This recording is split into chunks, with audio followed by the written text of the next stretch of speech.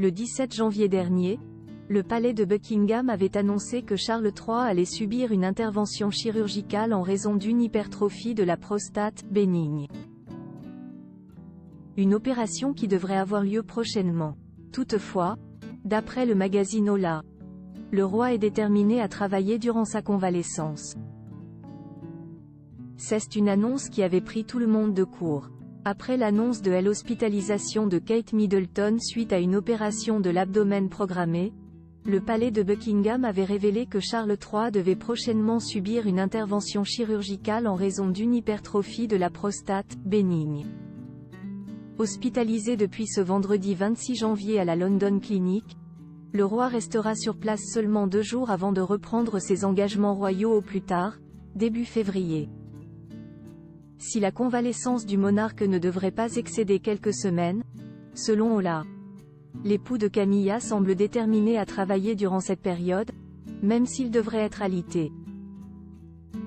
D'après le magazine espagnol, il lui est conseillé d'effectuer un travail léger, tel que le télétravail, et de ne pas faire d'exercice physique. Il continuera à travailler à distance depuis son domicile, en consultant les boîtes rouges contenant des documents émanant des ministres du Royaume-Uni et des nations du Commonwealth, ce qui lui permettra de rester informé. Il devrait également tenir des réunions avec le Premier ministre par visio. Si la reine Camilla préférerait qu'il ralentisse un peu le rythme, Charles III ne semble pas prêt à lever le pied. Photo le roi Charles III. Qui sont les femmes de sa vie?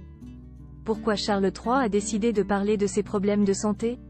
Si le monarque britannique a souhaité rendre publique son opération de la prostate, c'est surtout dans le but de faire de la prévention. Il s'agit d'un niveau de détail inhabituel sur la santé d'un membre de la famille royale, mais on nous dit que le roi souhaite partager son diagnostic afin d'encourager d'autres hommes à se faire examiner, avait expliqué Chris Shipp, le correspondant royal d'ITV News. Selon le Télégraphe, le roi Charles a appris son diagnostic un jour avant qu'il ne soit rendu public, à son domicile de Birkhall, en Écosse, après avoir subi un examen de contrôle lorsqu'il a ressenti certains symptômes. À l'approche de son opération, Charles III semble, en tout cas, plutôt serein et confiant. Julien Burton.